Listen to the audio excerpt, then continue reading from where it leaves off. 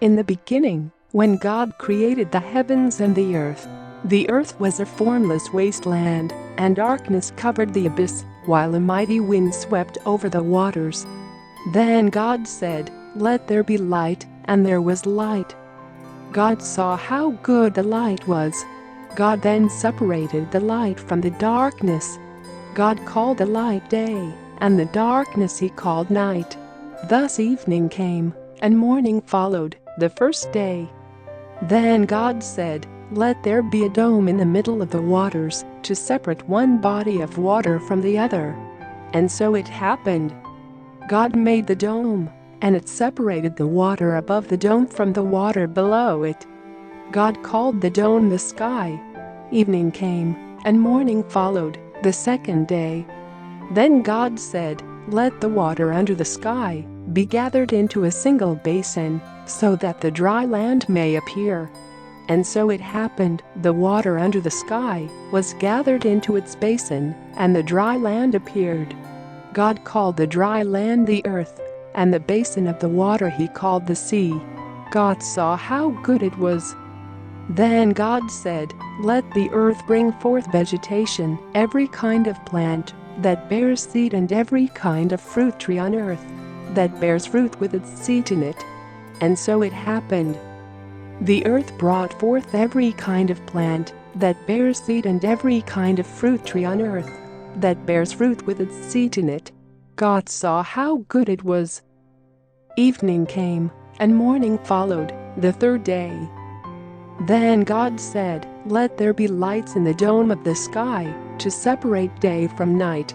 Let them mark the fixed times, the days and the years, and serve as luminaries in the dome of the sky, to shed light upon the earth."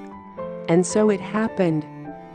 God made the two great lights, the greater one to govern the day, and the lesser one to govern the night, and he made the stars.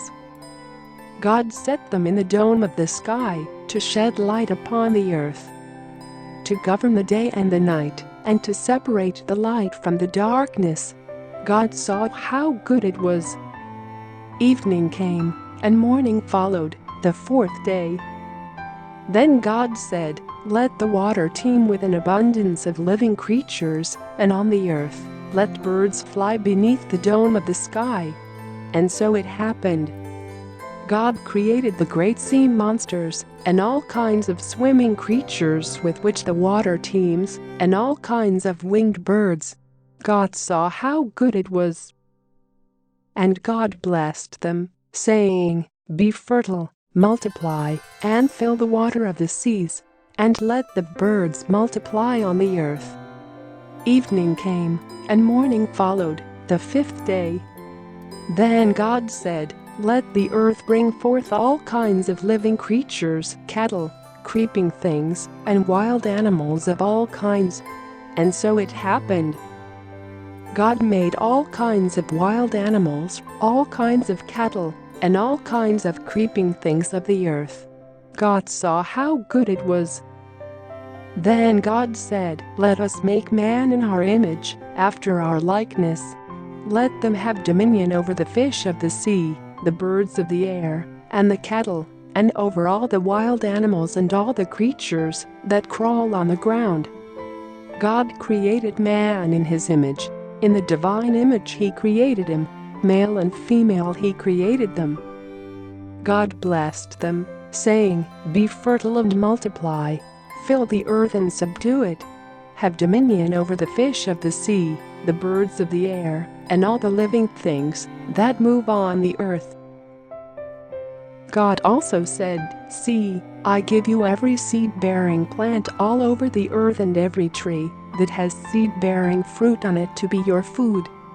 And to all the animals of the land, all the birds of the air, and all the living creatures that crawl on the ground, I give all the green plants for food." And so it happened.